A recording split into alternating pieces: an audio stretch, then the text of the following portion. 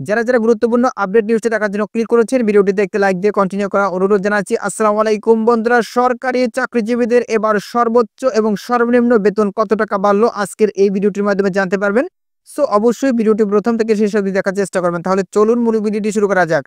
প্রিয় বন্ধুরা, মূল ভিডিওটি শুরু করার আগে বরাবর আমাদের ছোট্ট একটি রিকোয়েস্ট থাকবে, আপনি যদি আমাদের এই পরিবারের নতুন দর্শক হয়ে থাকেন, এরকম নতুন গুরুত্বপূর্ণ আপডেট নিউজ সবার আগে পেতে আমাদের এই চ্যানেলটি সাবস্ক্রাইব করে রাখুন। প্রিয় বন্ধুরা, প্রথমত আপনাদেরকে দেখাচ্ছি এই প্রতিবেদনটি প্রকাশ করা হচ্ছে 19 জুলাই 2025 তারিখ, অর্থাৎ একদম নতুন একটি আপডেট নিউজ। অনেকেই বলতে পারেন যে এই নিউজটি অনেক আগের নিউজ। তো প্রিয় বন্ধুরা, আপনাদেরকে একদম তারিখ দেখিয়ে দিয়েছি। 19 জুলাই 2025 তারিখে এই আপডেট নিউজটি প্রকাশ করা হয়েছে। প্রতিবেদনে উল্লেখ করা হচ্ছে, সরকারি চাকরিজীবীদের জন্য এবারই প্রথম গ্রেড অনুযায়ী মহার্ঘ ভাতা নির্ধারণ করা হয়েছে।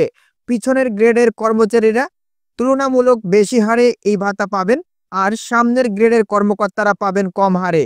এখানে দেখতে পাচ্ছেন অর্থ মন্ত্রণালয়ের প্রস্তাব অনুযায়ী 1 থেকে 3য় গ্রেড মূল বেতনের দেখতেই পাচ্ছেন 10%, 4 থেকে 10ম গ্রেড মূল বেতনের 20%, 11 থেকে 20তম গ্রেডের মূল বেতনের 25%। সর্বনিম্ন বেতন বৃদ্ধি 4,000 টাকা, সর্বোচ্চ বেতন বৃদ্ধি 7,800 টাকা। কোনো চাকরিজীবী 4,000 টাকার কম মহার্ঘ ভাতা পাবেন না। মহার্ঘ ভাতা কার্যকর হওয়ার পর আগের সরকারের দেয়া 5% বিশেষ প্রণোদনা সুবিধা আর বহাল থাকবে না।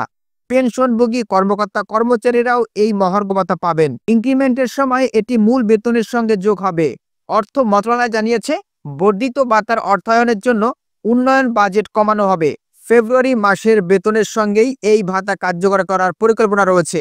জনপ্রশাসন মন্ত্রণালয়ের সিনিয়র সচিব মোখলেসুর রহমান নিশ্চিত করেছেন, চলতি অর্থ বছরের মধ্যেই মহার্ঘ ভাতা ঘোষণা করা হবে, তবে নির্দিষ্ট হারে এখনো সিদ্ধান্ত হয়নি। 2015 সালের পে স্কেলের পর থেকে সরকারি চাকরিজীবীদের বেতন বাড়েনি, কিন্তু এ সময় নিত্য প্রয়োজনীয় দ্রব্যের মূল্যস্ফীতির চাপ বেড়েছে। এই পরিস্থিতি মোকাবেলায় চাকরিজীবীরা দীর্ঘদিন ধরে মহার্ঘ ভাতার দাবি জানিয়ে আসছিলেন। মহার্ঘ ভাতা নির্ধারণে গঠিত কমিটি জাতীয় বেতন স্কেল 2015 এর আওতায় মহার্ঘ ভাতার প্রযোজ্যতা ও প্রাপ্যতার বিষয়ে পর্যালোচনা করে সুপারিশ করেছে। অর্থ মন্ত্রণালয় জানিয়েছে, বর্ধিত ভাতার অর্থায়নের জন্য উন্নয়ন বাজেট কমানো হবে। ফেব্রুয়ারি মাসে বেতনের সঙ্গেই এই ভাতা কার্যকর করার পরিকল্পনা রয়েছে। জনপ্রশাসন মন্ত্রণালয়ের সিনিয়র সচিব মোখলেসুর রহমান নিশ্চিত করেছেন, চলতি অর্থবছরের মধ্যেই মহার্ঘ ভাতা ঘোষণা করা হবে, তবে নির্দিষ্ট হারে এখনো সিদ্ধান্ত হয়নি। 2015 সালের পে স্কেলের পর থেকে সরকারি চাকরিজীবীদের বেতন বাড়েনি, কিন্তু এ সময় নিত্য প্রয়োজনীয় দ্রব্যের মূল্যস্ফীতির চাপ বেড়েছে। এই পরিস্থিতি মোকাবেলায় চাকরিজীবীরা দীর্ঘদিন ধরে মহার্ঘ ভাতার দাবি জানিয়ে আসছিলেন। মহার্ঘ ভাতা নির্ধারণে গঠিত কমিটি জাতীয় বেতন স্কেল 2015 এর আওতায় মহার্ঘ ভাতার প্রযোজ্যতা ও প্রাপ্যতার বিষয় পর্যালোচনা করে সুপারিশ করেছে। তো প্রিয় বন্ধুরা, এ ছিল মূলত আজকের আপডেট নিউজ। এই বিষয়ে আপনাদের কি মতামত অবশ্যই কমেন্ট করে জানাবেন। পরবর্তীতে নতুন কোনো ভিডিও আপনাদের মাঝে হাজির হবো। সবাই ভালো থাকবেন, সুস্থ থাকবেন। আল্লাহ হাফেজ।